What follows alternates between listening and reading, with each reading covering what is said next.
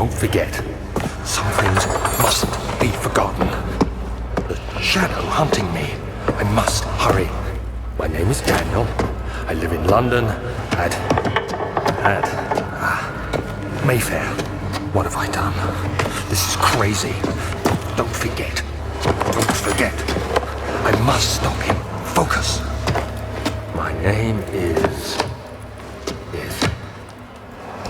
I am Daniel.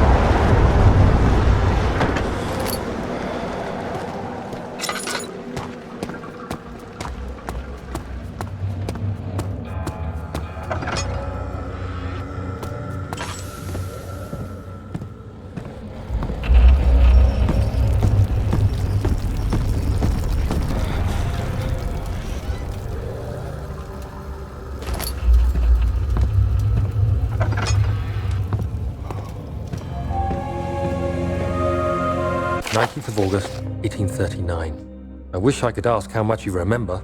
I don't know if there will be anything left after I consume this drink. Don't be afraid, Daniel.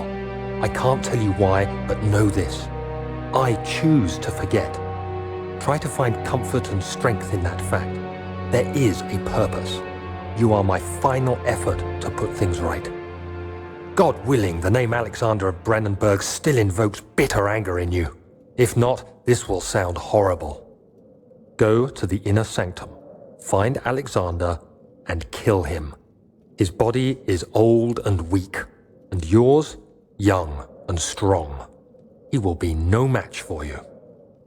One last thing. A shadow is following you. It's a living nightmare, breaking down reality. I have tried everything, and there is no way to fight back. You need to escape it as long as you can. Redeem us both, Daniel. Descend into the darkness where Alexander waits and murder him. Your former self, Daniel.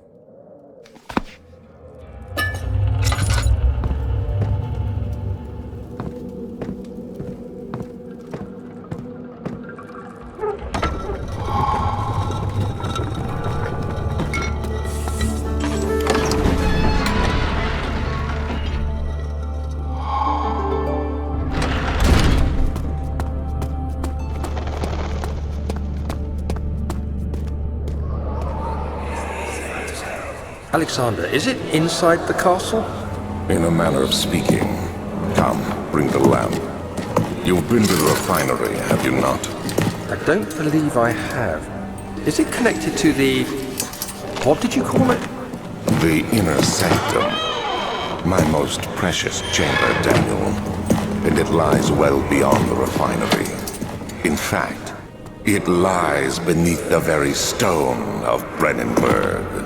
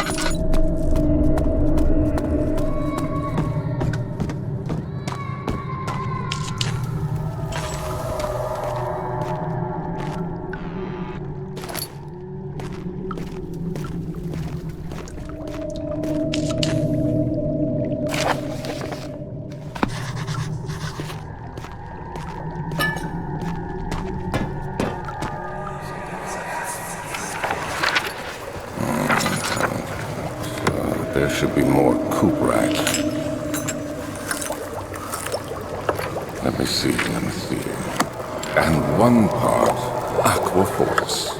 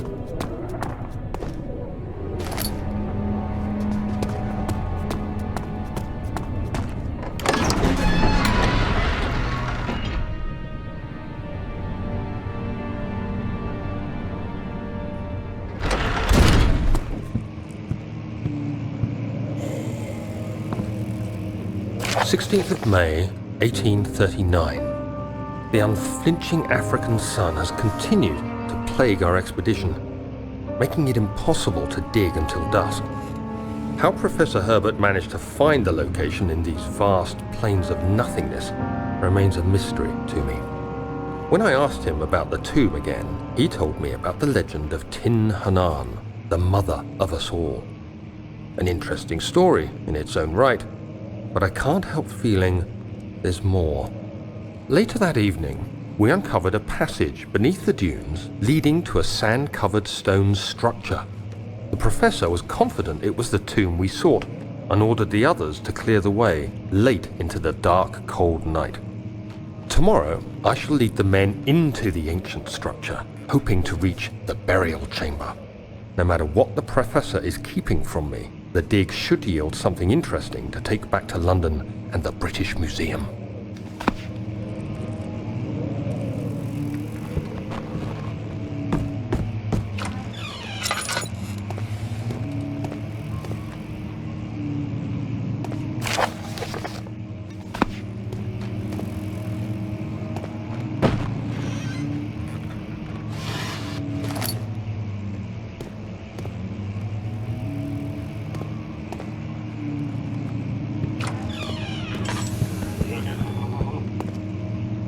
"17th of May, 1839. My hands tremble as I write. I feel a need to document my tribulation, for I fear that my memory will fail me if I linger. Today, I took some men and ventured into the dark, ancient passage we uncovered. Our torches burned faintly in the murky air as we slowly made our way underground. The men were superstitious and fearful. They argued loudly, and I felt their strange language getting to me. I mustered my strength and yelled at them to continue down the slopes and broken steps. The crudely carved passage confused me. It looked much older than the 4th century structure we had expected. The twisting path emerged into a great antechamber. The walls were lined with statues unlike any I'd ever seen. Despite their unearthly quality, I felt a strange familiarity toward them, which haunts me still. At the far end of the chamber, a great slab of stone sealed off whatever lay ahead. I gave the order to raise it, and as I pushed through the narrow space, the heavy stone suddenly dropped, sealing me inside. I was trapped.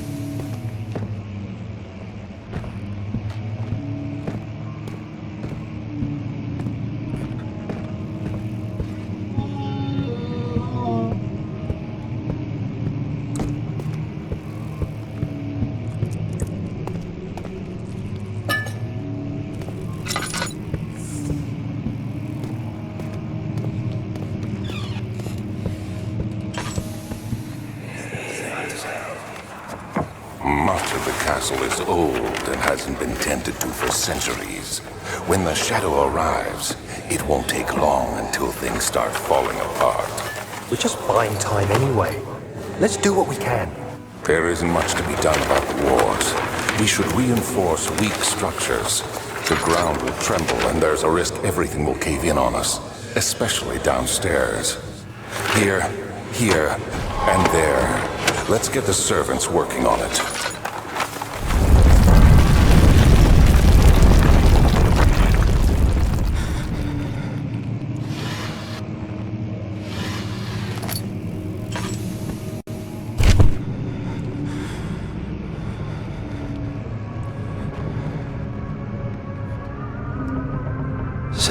May 1839.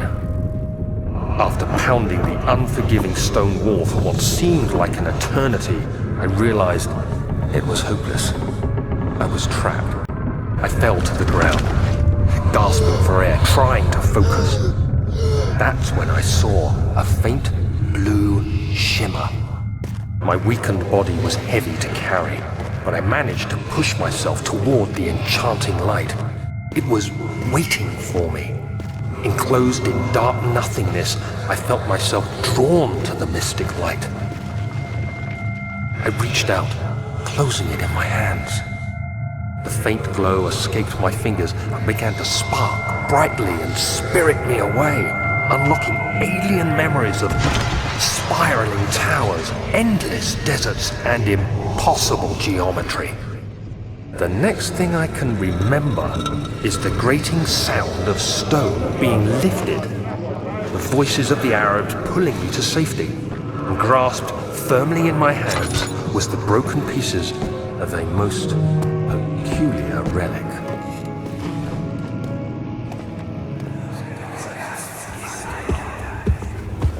You have to be swift when you activate the first one. You hear that? If it stops, you'll have to start over. Isn't all this a bit excessive? You can never be too careful, Daniel.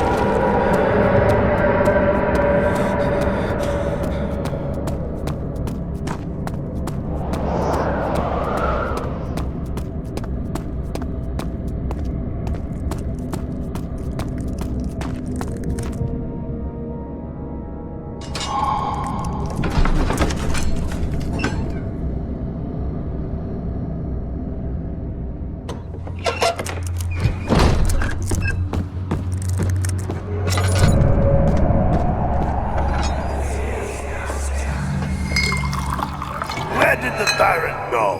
Who cares? He left us enough wine to last us a lifetime.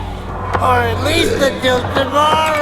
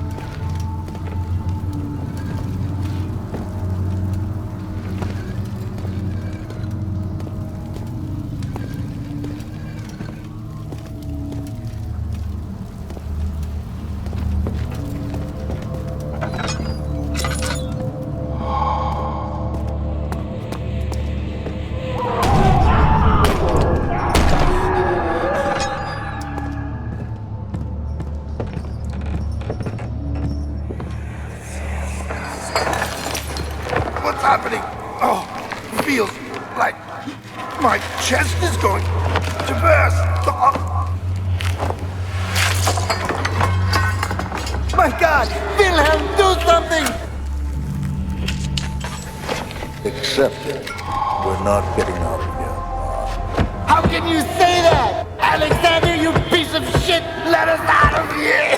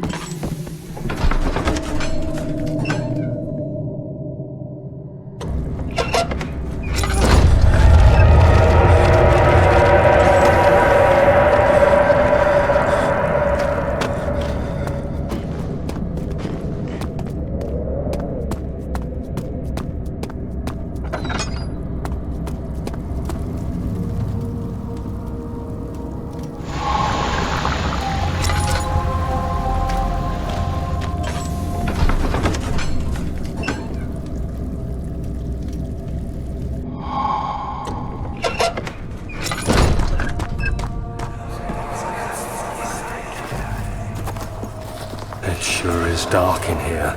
Yes, and there's a good reason for it. But you can light the lamp now if you wish. What's the reason? For the darkness, that is. Stay close. Be careful not to stray. What's the reason? Why is it so dark? Pay attention, Daniel. It's important that you keep going straight and make sure not to stray.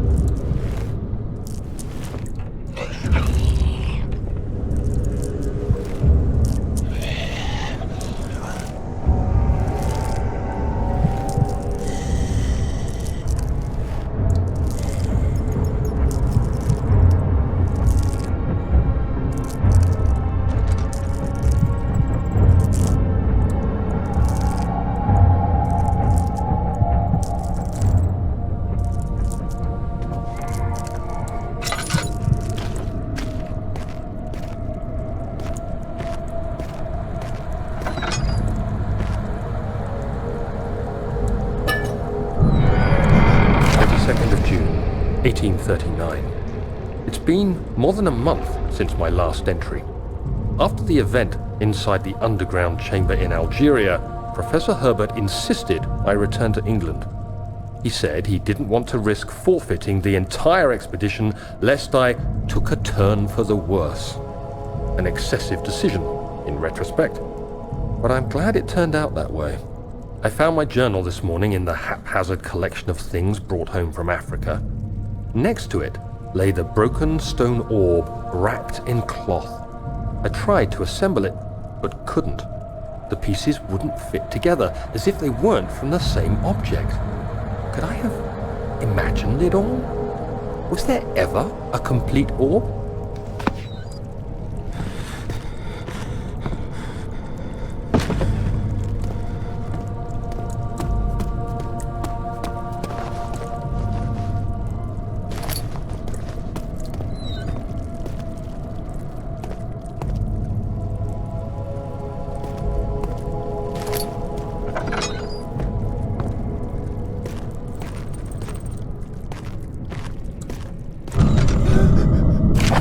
June 1839. I feel the need to continue this journal, even though it was intended for my journey to Africa. This must be something very important. I just know it. I've taken it upon myself to piece the orb back together, but it's been more difficult than one might think. The pieces are behaving strangely. They seem to change color, shape, and texture, but ever so slightly. Yesterday, I took careful measurements and notated any significant markings. Today, I confirmed my suspicions. They were changing. I was terrified and rushed off to see the finest geologist in London, Sir William Smith. I approached the subject with care and we discussed how rocks change form. He told me about the nature of glass, how it eventually collapses on itself, like ice slowly melting over the course of centuries. Smith eased my mind a bit, but I can't escape the feeling that these shards have otherworldly properties.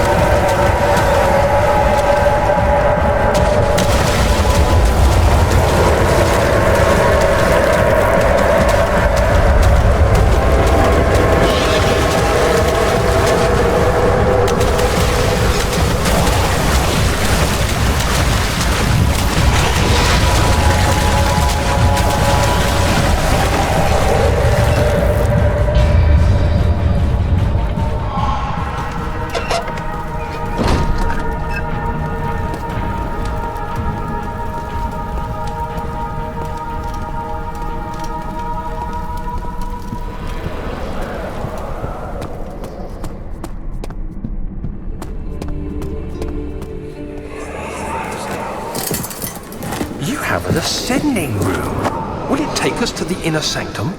It will definitely take care of the vertical part of our journey. So, you have ridden an elevator before? Yes, the Colosseum at Regent's Park has one. It takes you to the gallery where you can view the panorama. Good. This ride might be a little longer, and in the other direction.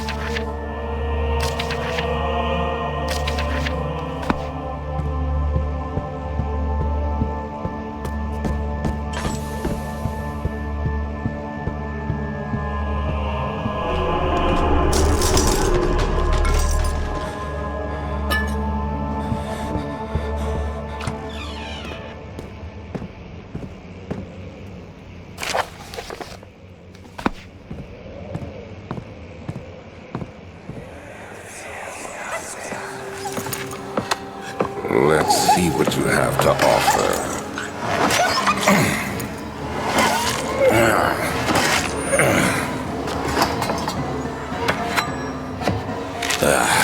What a mess.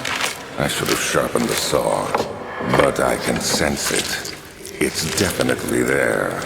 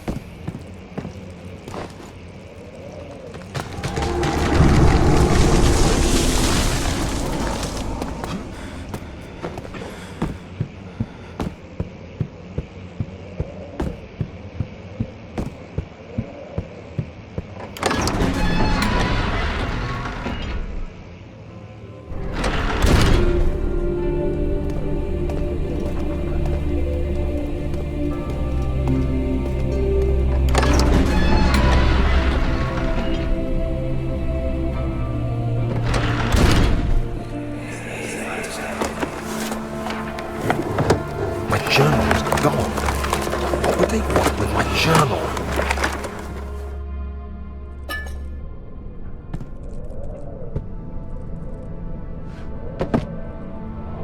2nd of July, 1839. I received a letter today from the Algerian governor's office disclosing the fate of Herbert's expedition. About a week after my departure, Abdullah, one of the men traveling with us, returned from the desert. He was badly injured, as if maimed by a lion. The man rambled deliriously about the expedition being attacked by something horrible. The French quickly dispatched a search party to look for the expedition. After searching for days, they found the camp abandoned without any trace of Herbert or his men.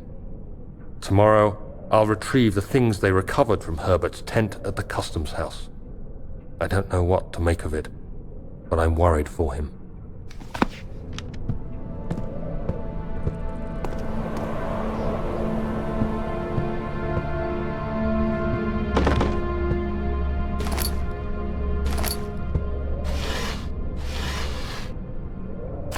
July 3rd, 1839. Today I picked up Herbert's things at the customs house. I dug through the trove of documents he had carried and found a log detailing the expedition. The nature of this text ranged from quick notes to colourful accounts of transpired events. I skimmed the pages, trying to figure out what might have happened. May 17th, the day I was trapped inside the orb chamber, Herbert dryly states, "Recovered Daniel after 1 hour of entrapment." This confused me greatly. I was suffocating within minutes. How could I have lasted an hour? I continued reading the peculiar text. Herbert states his facts without judgment or passion, but suddenly I could read frustration into his text. He pushed his men to investigate the underground tomb, an effort which seems to have strained the minds of his men. Madness spread through the ranks, and Herbert had to take some extreme measures to continue. He finally visits the chamber himself, where he retrieves the orb to the surface. His account confuses me greatly. If he has the orb, what are those pieces in my drawing room?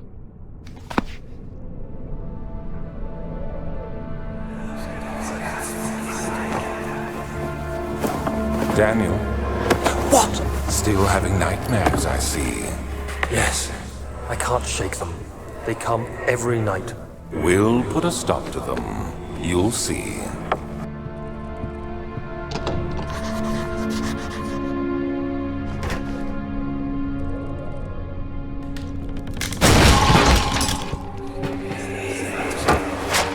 The key. Please, let it be here. 4th of July, 1839. It's done! The orb is assembled. I was awakened by an exhausting nightmare. Shaking and sweating, I retired to the drawing room with a cup of tea. The relic pieces lay spread across the table as I'd left them, but somehow I knew how it was supposed to be. I fetched the tar, which I had prepared to fix the pieces together, and without fault I joined them, producing the orb I remembered so clearly. The tar proved unnecessary. It was pushed out from the joining pieces as they merged on their own, with no adhesive. The ancient stone relic now rests on my table.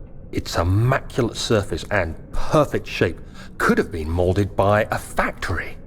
This is all too strange.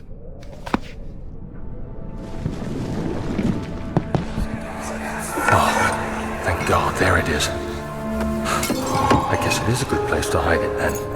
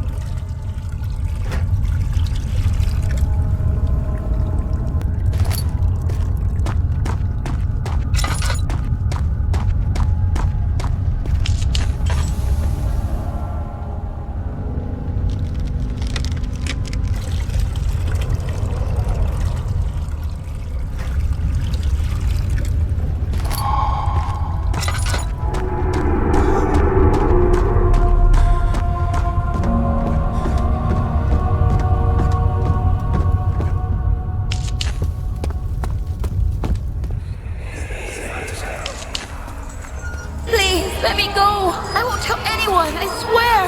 I just want to go home. No!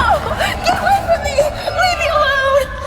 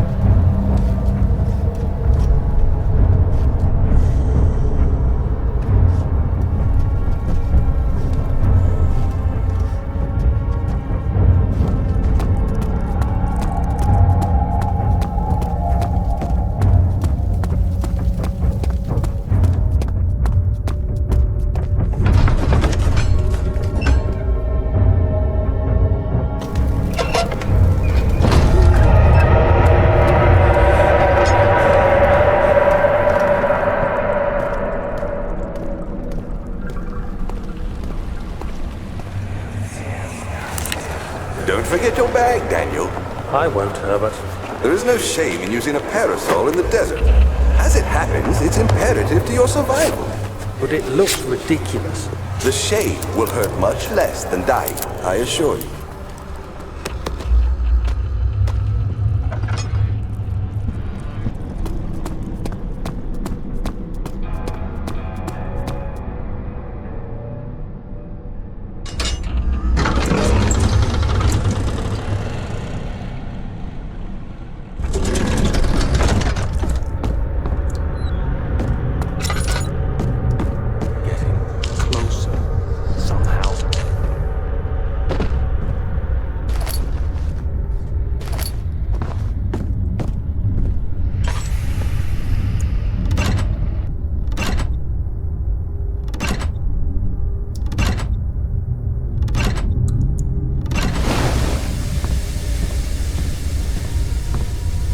5th of July, 1839. Today, I went to the university looking for answers. I was able to sneak into Herbert's office and pick up an address book along with some relevant textbooks. Professor Taylor at the Faculty of History was very helpful, and I managed to approach the subject of the orbs. The most interesting aspect was the prevalent trace they had left in our culture. The mythic orbs may, in fact, have inspired the globus cruciger, which so many royal regalia holds to this day. In ancient times, the orbs were held by priests as a symbol of the sun and its power. As I was leaving, I overheard a disturbing conversation. Sir William Smith, the geologist, was killed last night. Less than a fortnight had passed since I'd asked for his expertise. I know it's silly, but I can't help feeling responsible somehow.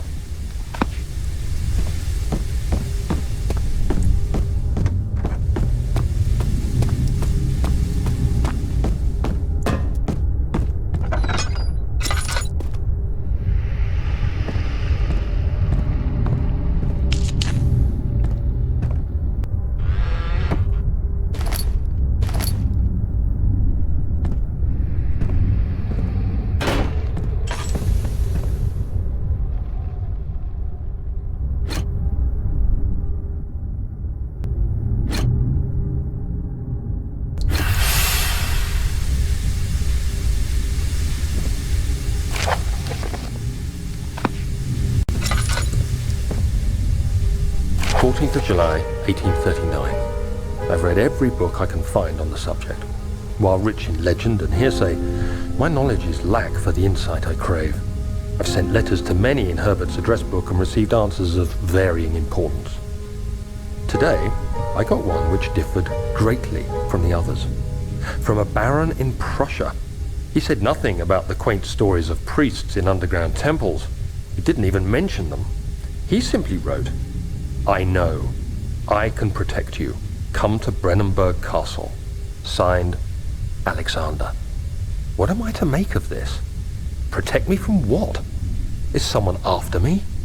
I looked up Brennenburg and traced it to the Prussian woods near the Baltic Sea. While being the least informative letter I've received, it causes me greatest distress and interest. As I write, my thoughts are drawn to my nightmares in which a most disturbing sound calls to me.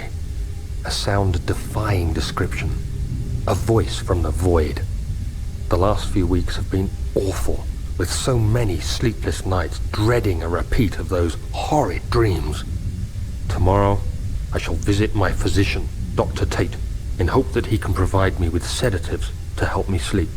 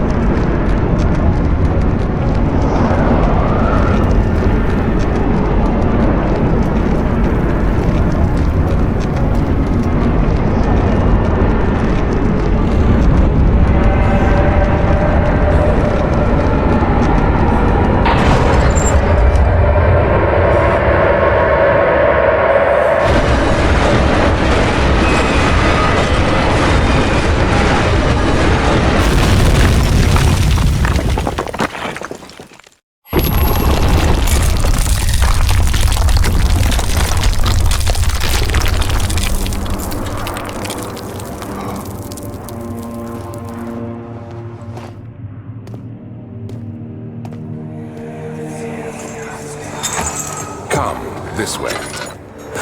What was that? Forgive me, I should have warned you. One of my responsibilities as a Baron is that of a prison warden. This is where criminals are locked up. Like a dungeon? Very much so. Come, don't linger.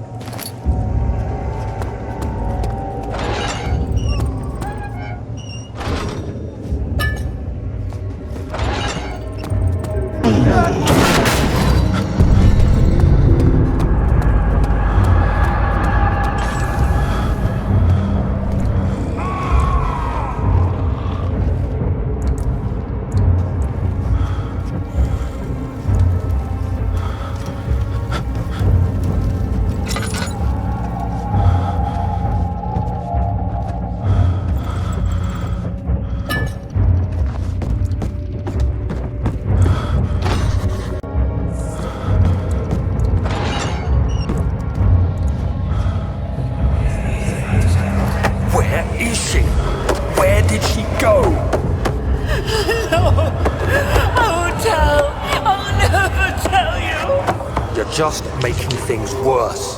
Look, this is no place for a young girl all by herself.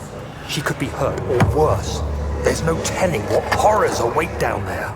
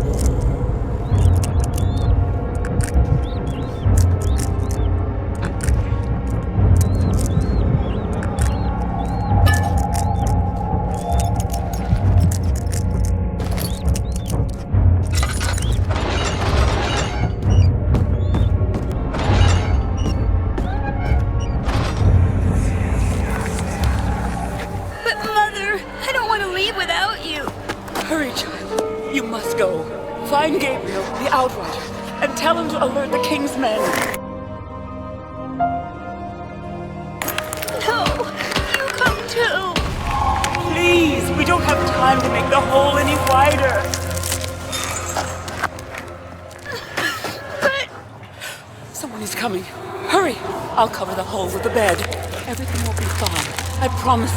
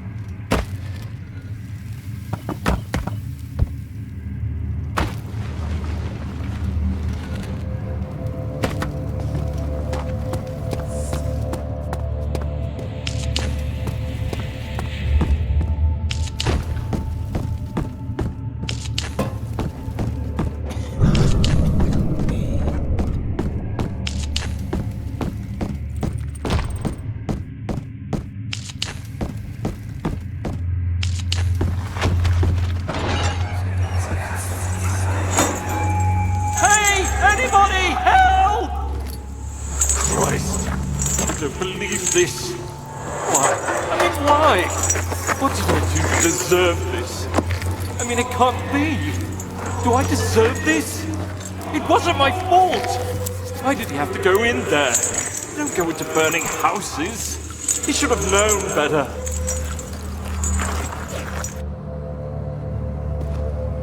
"2nd of August, 1839.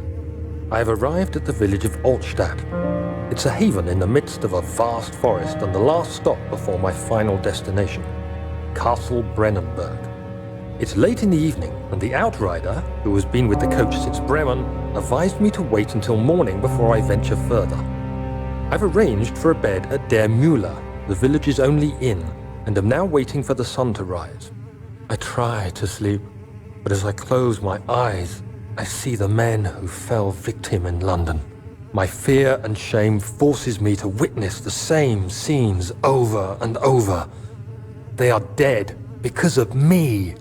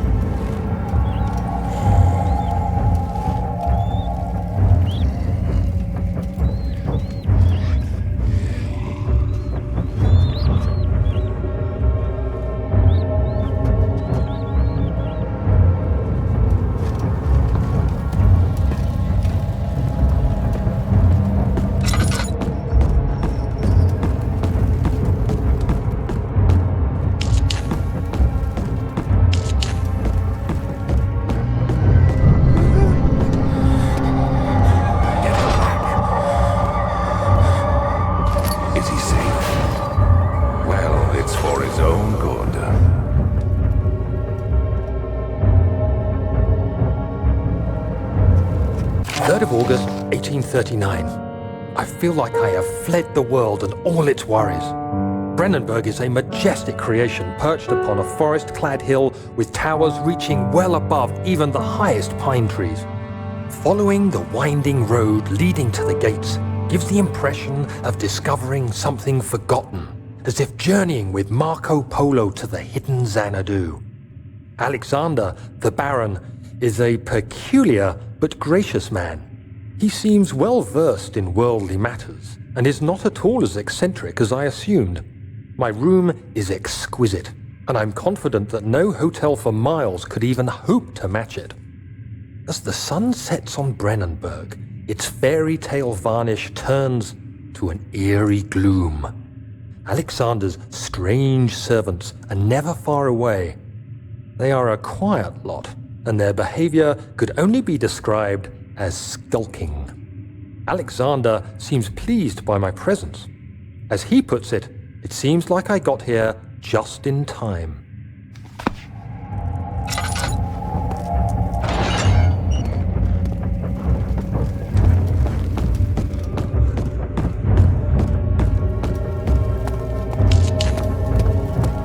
Soon we'll be ready.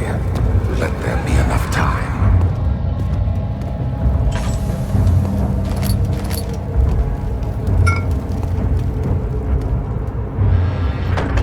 He escaped. Where is he now?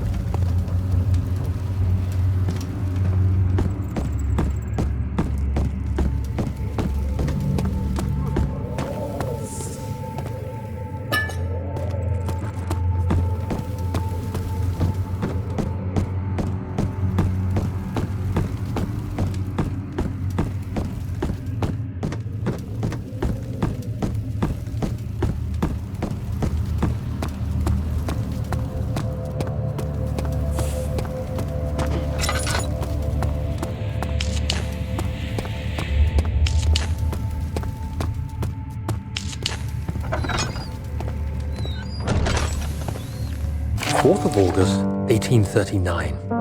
The nightmares woke me in the early morning, and for a moment I forgot where I was. Shortly after, there was a knock on my door. Alexander had heard my screams and asked me to join him in the parlor. As we drank our tea, Alexander began to tell me what he knew.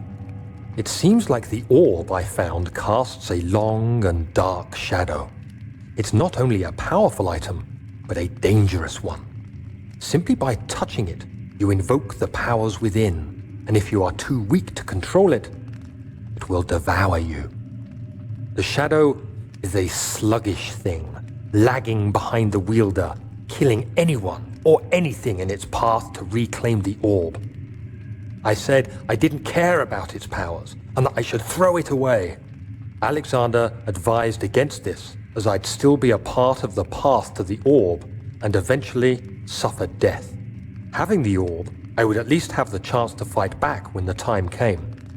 I asked Alexander what he meant when he said he could protect me, and he answered that things can be done, but at a price.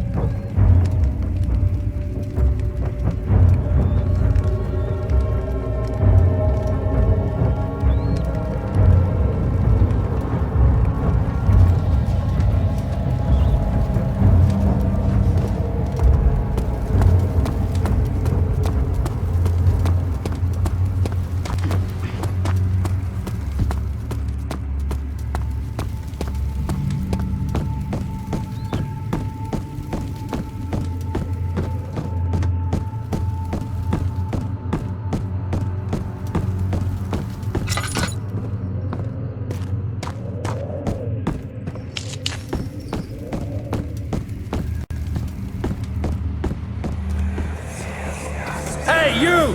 Stop! Don't come any closer. I just want to leave. You can't go outside! It's too dangerous! I'm telling Gabriel. Doubt that very much.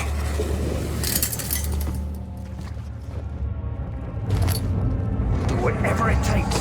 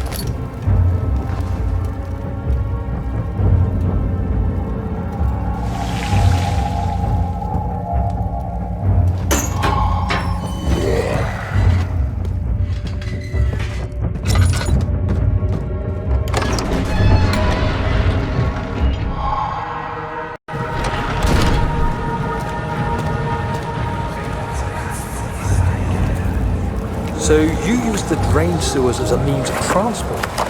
Yes, they were built to divert water from an underground spring, and are quite spacious. It seemed only natural to incorporate it into the overall structure. But we won't be using it. Not today. The flow is seasonal, and when the spring runs dry, the damp tunnels produce a rather poisonous type of fungi. There is an antidote, of course, but we won't be bothering with it today. Come, this way instead.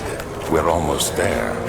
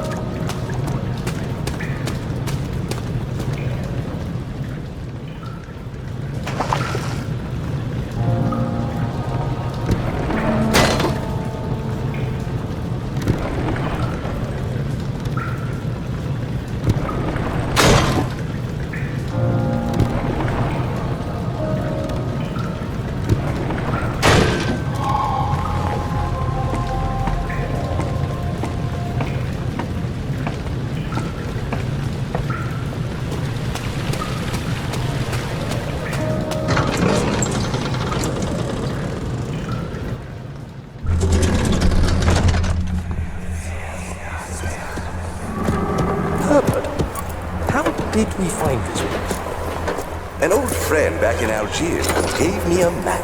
Why isn't he with us? Didn't he want to come? He wanted to, Daniel, but things don't always turn out the way we planned.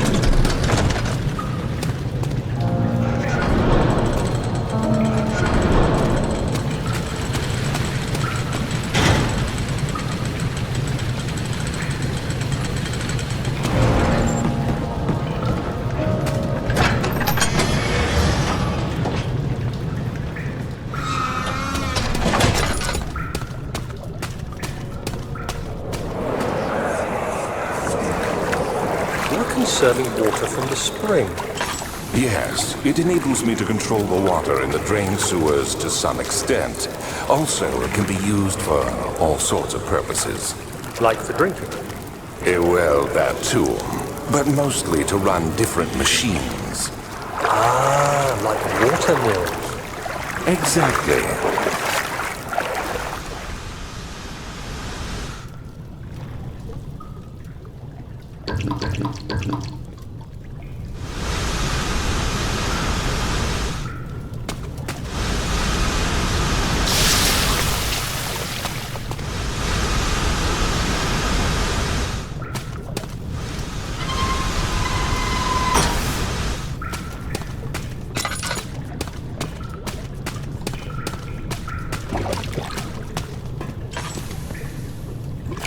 August 1839. There is no denying that Alexander puts a lot of faith into what I can only describe as magic. I'm not surprised. Even while traveling across Europe, I assumed I would have to embrace the supernatural to save my mind and life. As a novice, I do everything in my power to stay focused and not dwell too much on my own doubts. Alexander woke me up early and told me it was time we got started on our work. He was obviously excited to get going, and we headed downstairs to the old dungeon, where he preferred to attempt his rituals.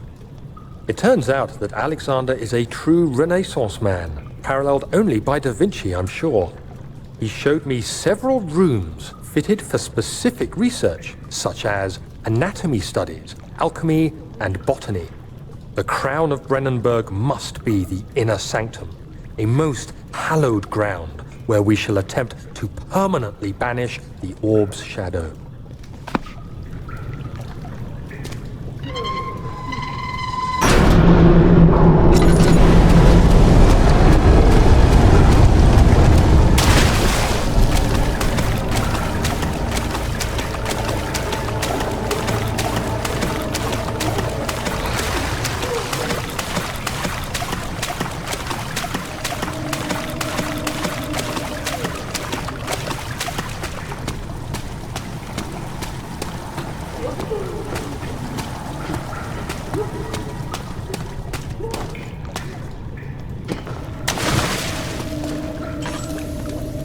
August 1839. I could never be certain until today that I was on the right path.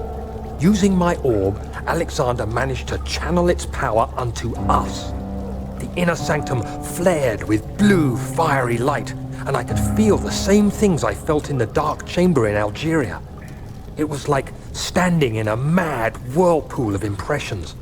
It was terrifying. But Alexander kept calm and wielded strange tools of science in order to tame the storm. Suddenly, the blue light was stained by strains of red, and the walls burst with pulsating tissue resonating with the scene. Alexander quickly covered the orb in some cloth, and the unspeakable thing vanished. Apparently, the orb's shadow is closer than Alexander thought. He said I should prepare for a warding ritual tomorrow.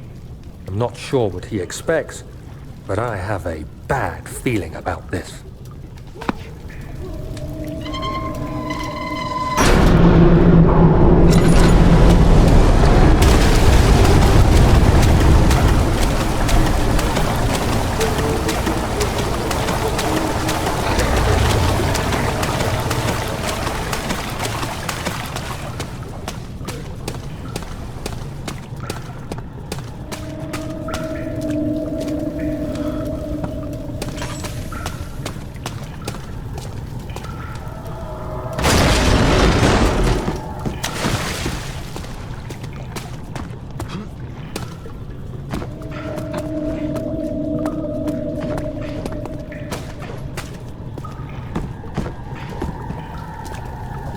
August 1839.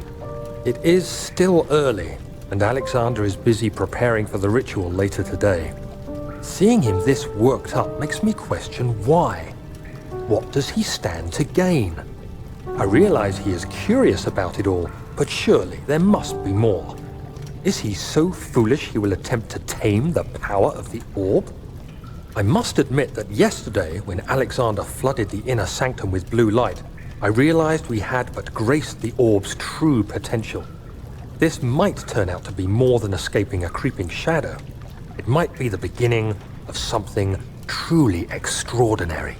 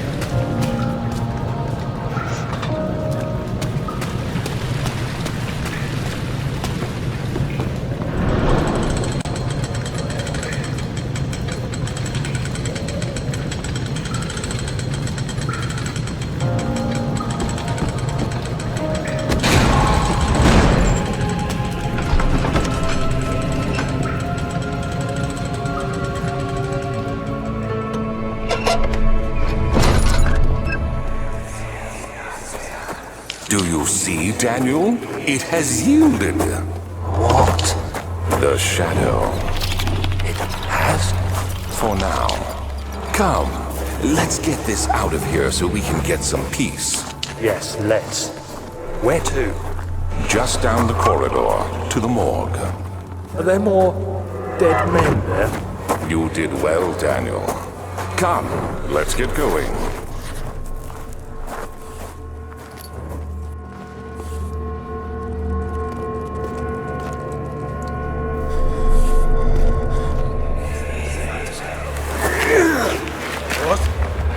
What happened? Why are all these dead? Where am I? What's happening? Help! Anybody! Help!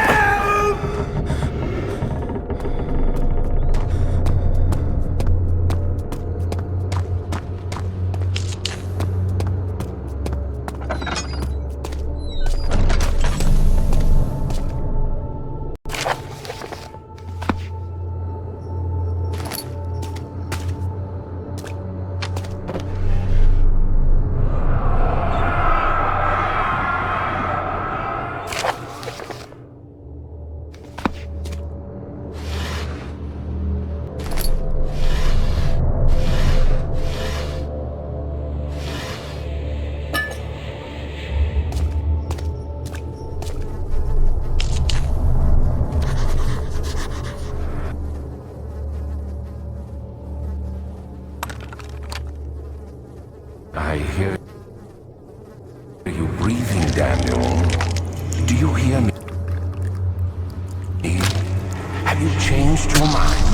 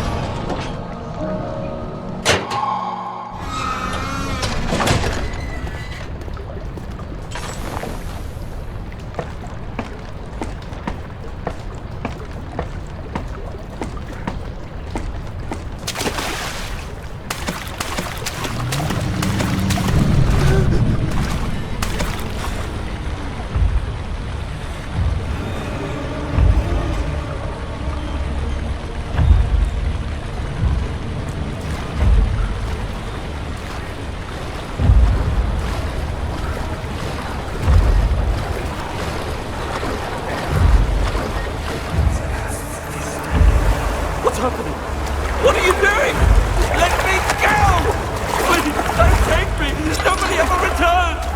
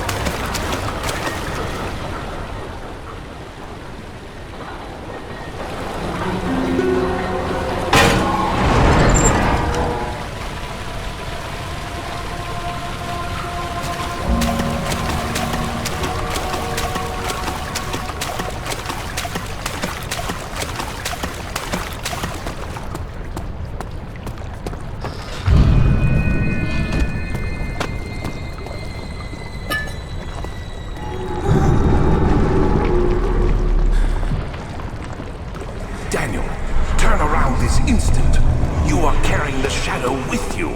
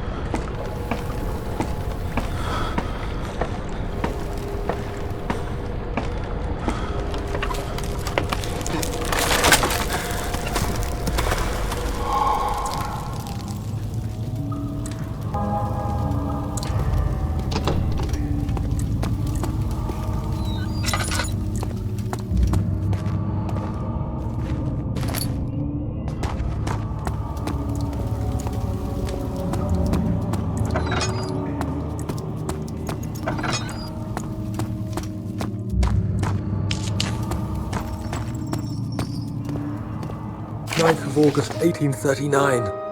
I can't stop sweating and shaking.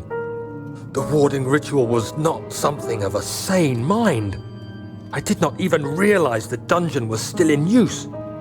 Alexander had his servants bring one of the prisoners, a murderer, he told me.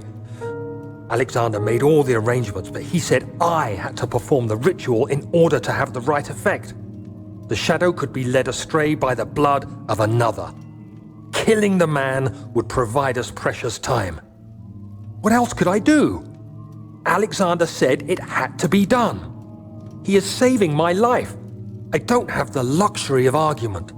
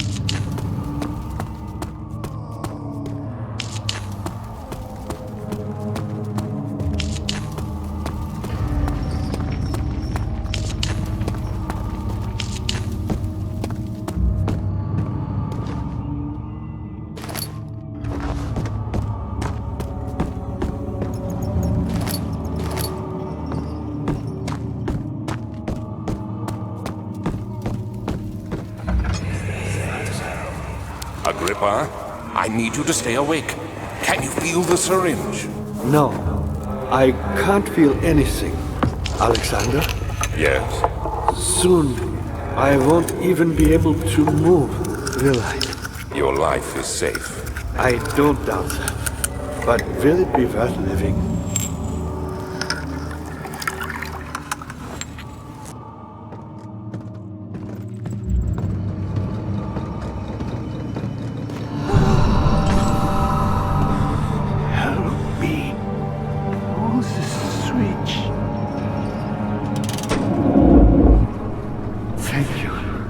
You have my gratitude.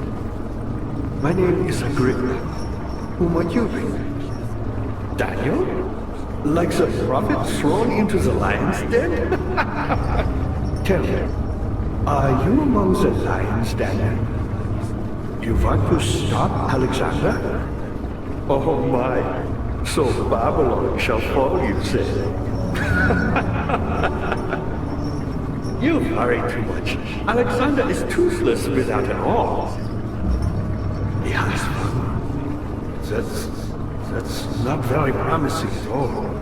The sanctum is basically impenetrable, but against my own. It could be breached by another, but Alexander broke my own, a long time ago. Really? Then if you tell the truth, by all means, seek out the pieces of the broken arm and mend away. I believe he uses them for torture now. They practically leak madness, which is quite useful, I understand. There should be 6 of them. Look around the choir and the transept. You should be able to find them there.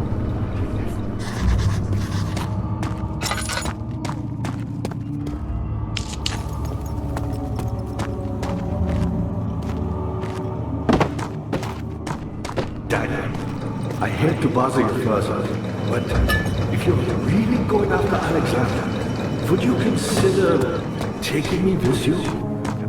I know it sounds ridiculous. I mean, look at me. But if you find anything concerning a man named Johann Reich, would you please bring it to me? I believe he was working on a way to help him. A recipe for some sort of potion, a tonic, to free me from this husk of mine.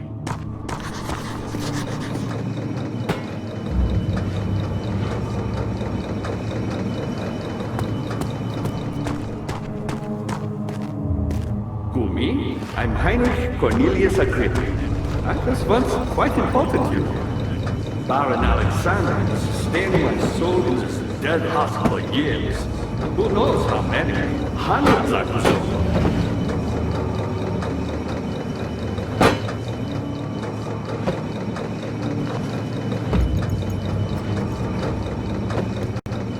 Alexander is quite impressive in many ways, but he has grown impatient.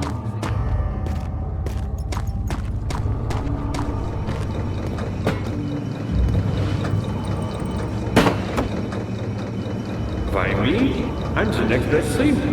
Alexander Levant, none other than Johann Weyer.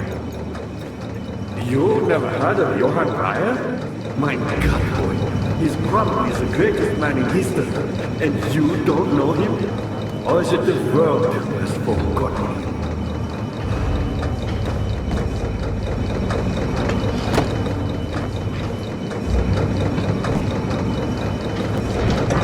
Weyer was my pupil. Yes, I do take pride in that fact. Is it so wrong?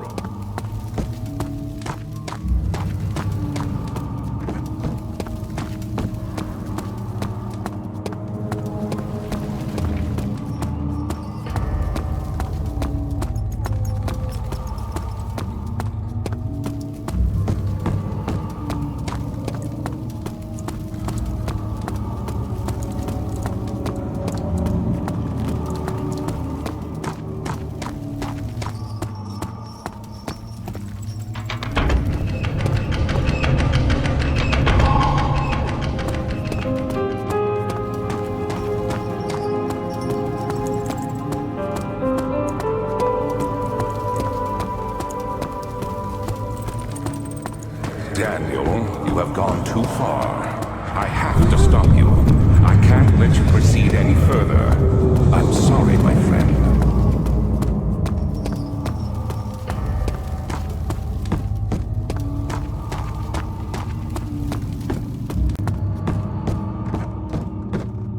I do get it. You got the doors open? Good going. I knew you could do it.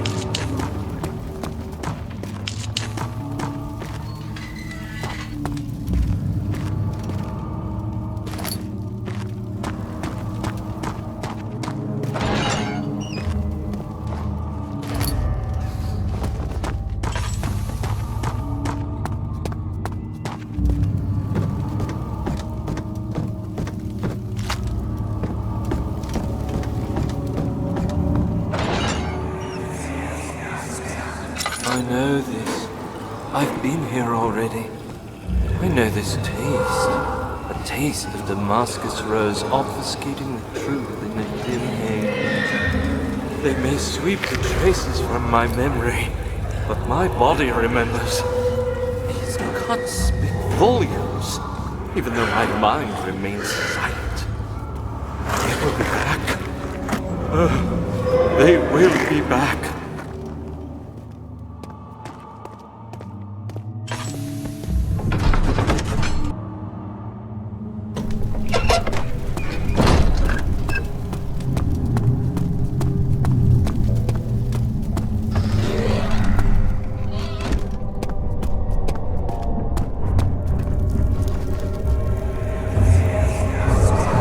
Just a little further. It's like Orpheus descending into the underworld. Are you hiding something? What do you mean? Never mind. Your intuition is remarkable. I'm not sure I'm following. It doesn't matter. It's just a myth after all.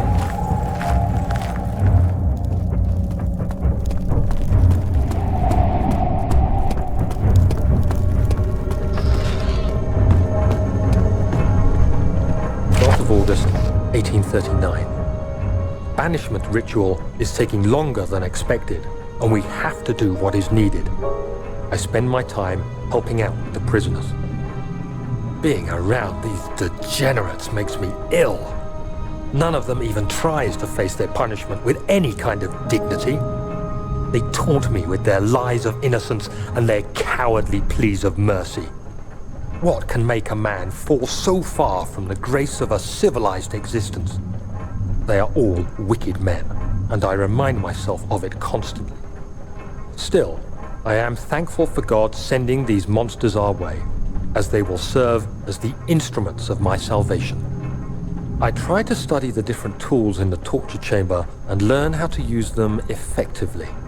Last time was messy, and the effect suffered from my inexperience. When the next warding is to be performed, I shall be ready.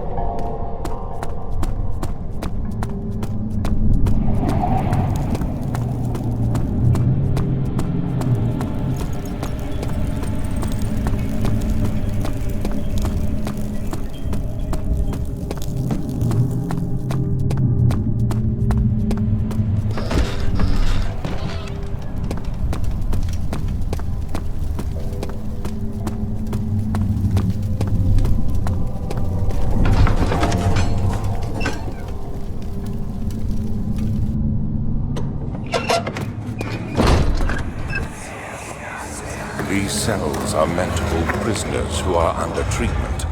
The people you send for will end up here. Remember that the confinement itself works as a preamble to the torture, and you should pace yourself. Don't take anyone before they are ready. Understood. Sounds from the torture chambers are shuttled in through those pipes in the ceiling. Manage your victims well, and let one prisoner's pain instill terror in his cellmate.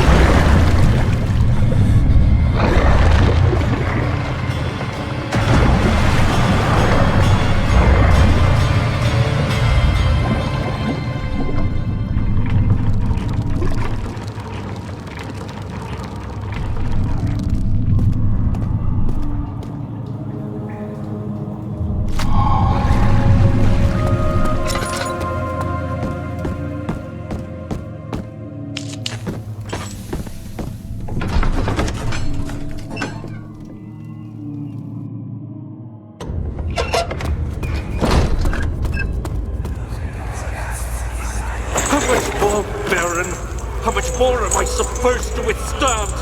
Kill me already! Kill me! This one. Prepare him.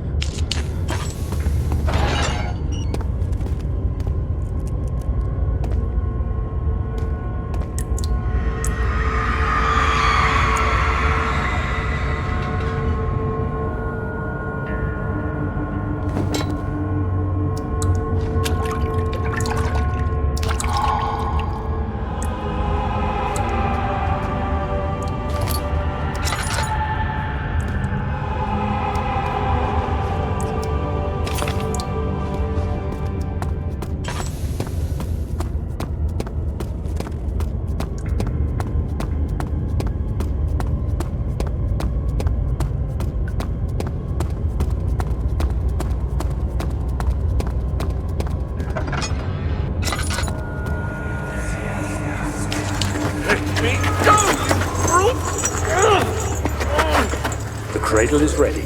Good. You're a man! How can you partake in this? Is he all right? He is one of the wicked. Don't pay his lies any attention. I'm not a bad man! It was an accident! He set a man on fire. It wasn't my fault! Why won't anyone listen? That's horrible. Of course. We are dealing with monsters here.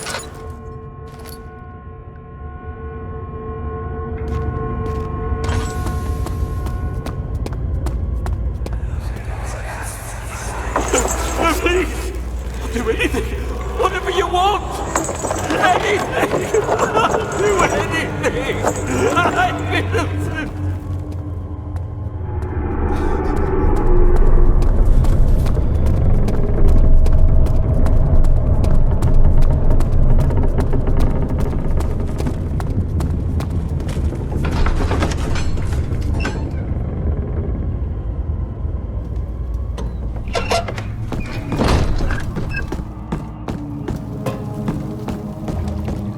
Was there something else? You seem to have found all the ore pieces used in the transfer. Go to the choir and find the rest.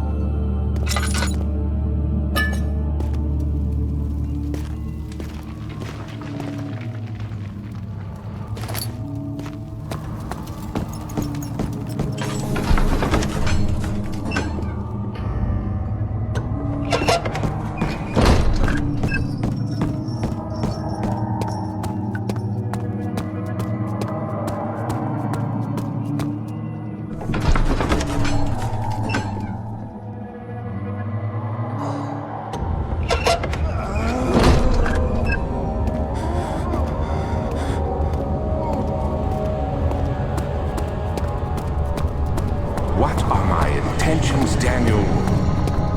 Salvation. It used to be yours, but now you only seek misplaced revenge. How do you justify your violence? Is it for the greater good? Are you doing the world a service? It is you who caused all this pain and death. If you had accepted your fate and submitted to the orb when you first discovered it, none of this would have happened. It is curiosity in league with your selfishness that is killing us both.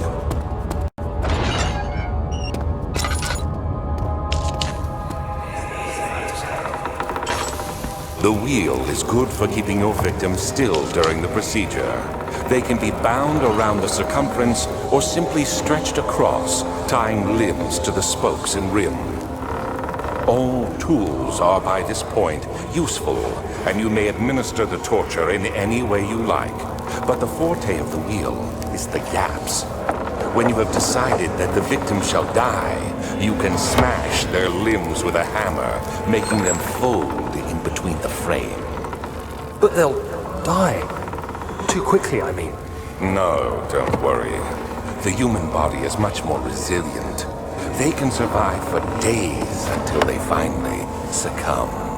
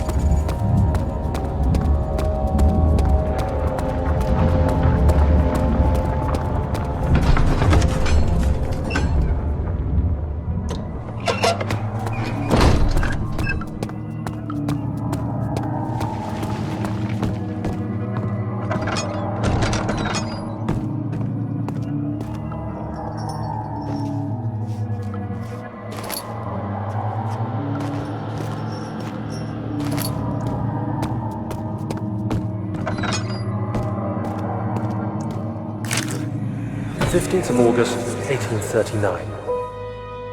The blood wards are failing. The shadow beckons, and its cry disarms my actions. Hurry. No time to spare. You have to kill another. Alexander produces a knife. He wants me to cut the flesh. Do it. Save yourself. He is a murderer, Daniel. He is evil. A cold-blooded killer. Hurry! Alexander, you must let me be. I have to concentrate. Paint the man, cut the lines, cut the flesh, watch the blood spill, let it come. Please, I didn't do anything. Paint the man, cut the lines, paint the man, cut the lines. Please, the man cries. Now you see. I did well. One life for another. You hear me, guardian of the orb? I did all this for you. Now, once more, withdraw your shadow from my domain.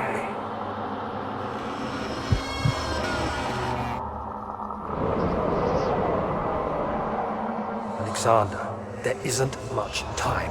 I can feel it. We must act swiftly. I will do whatever it takes.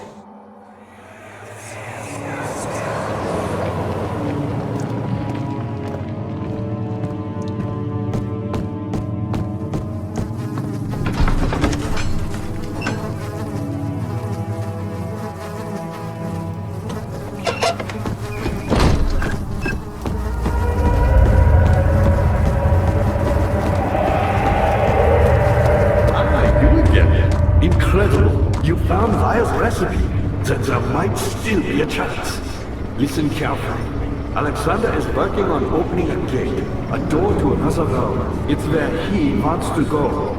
If you could put your anger aside, let him open the portal before you take your revenge. Let me pass the gate, Daniel.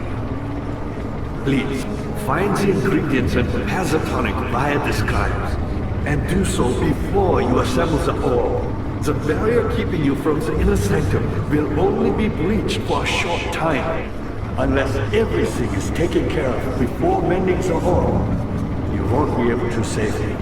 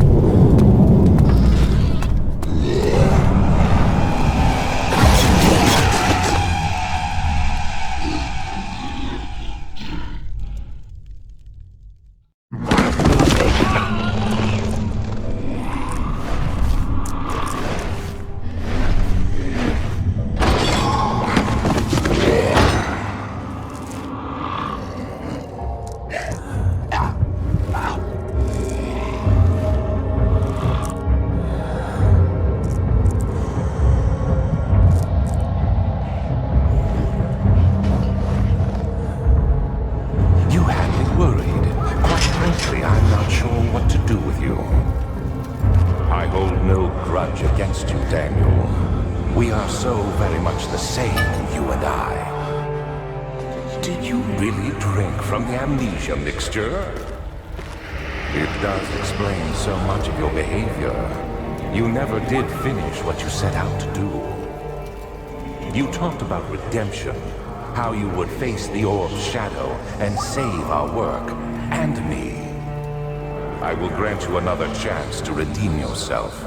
You can wait here and stop the shadow. Thank you, friend.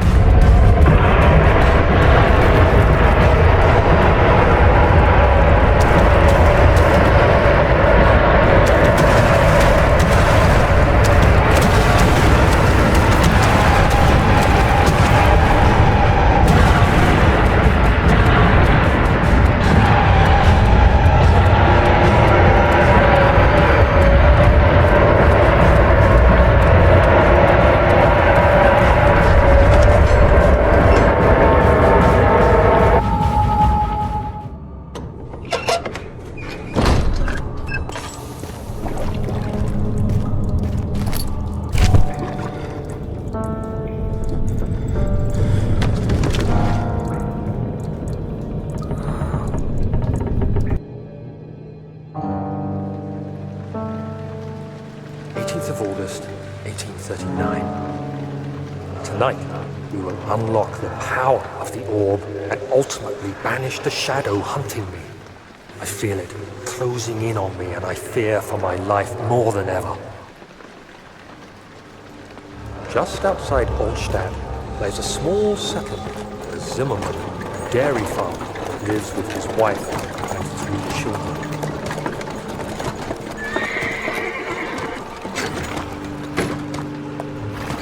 We took the coach and went there. Our visit was unexpected, and Alexander was able to strike Zimmerman down without alerting Albert. As he went to take care of the farmhands, I began to look for the children.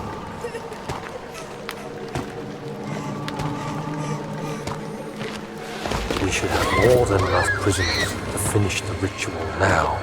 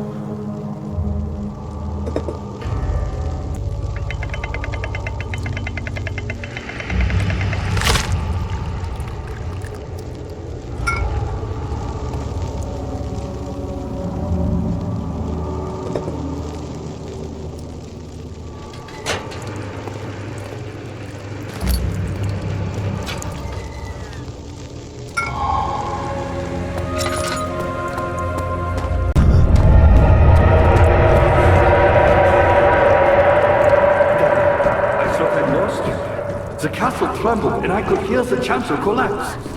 The laboratory might be accessible now.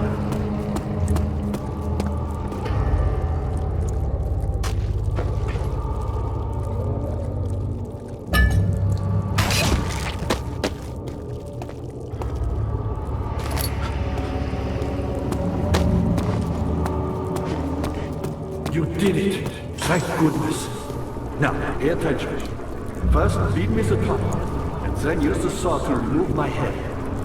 As the tonic begins to work, you'll be able to cut off my head without taking my life. Then, take my head and bring it with you. As you enter the gate, Alexander is opening into inner sanctum. What do you mean? Why wouldn't you enter the gate?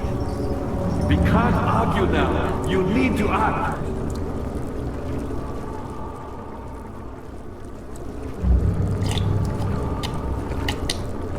Quickly, off with the head!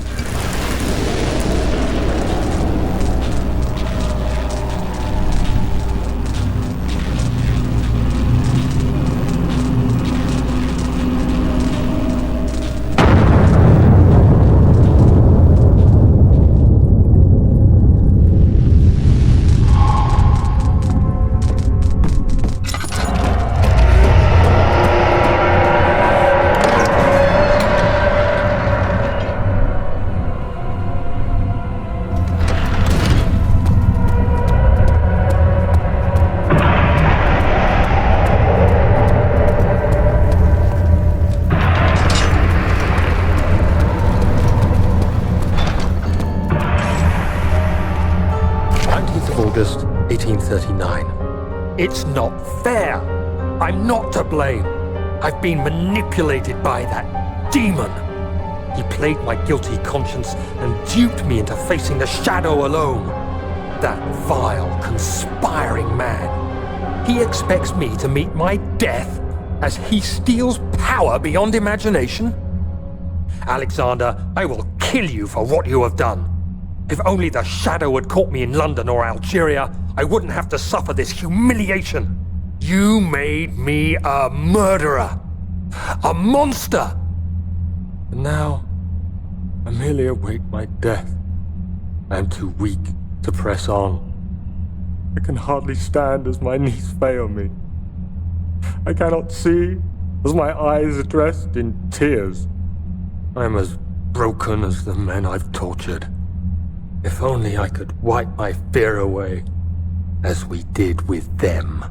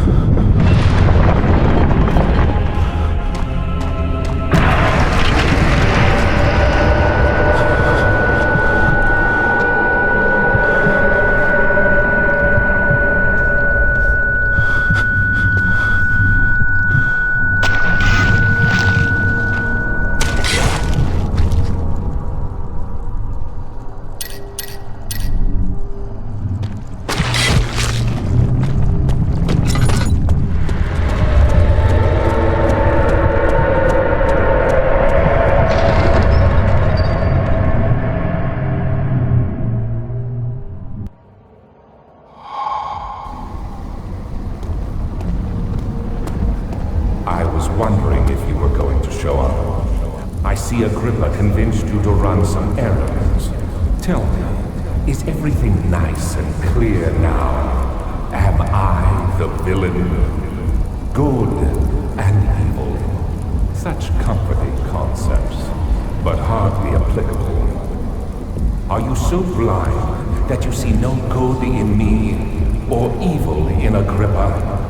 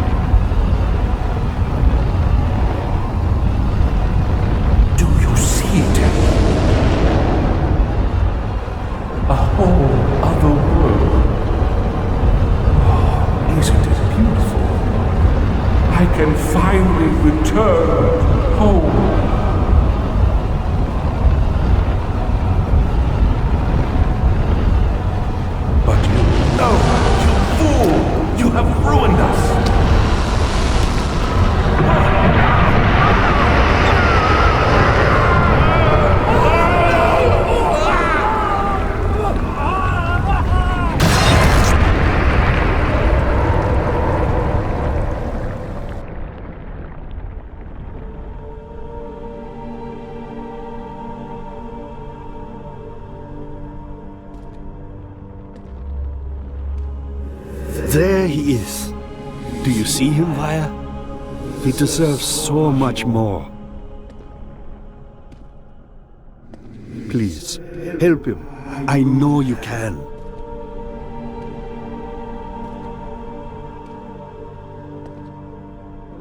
Don't worry, Daniel. It will be all right.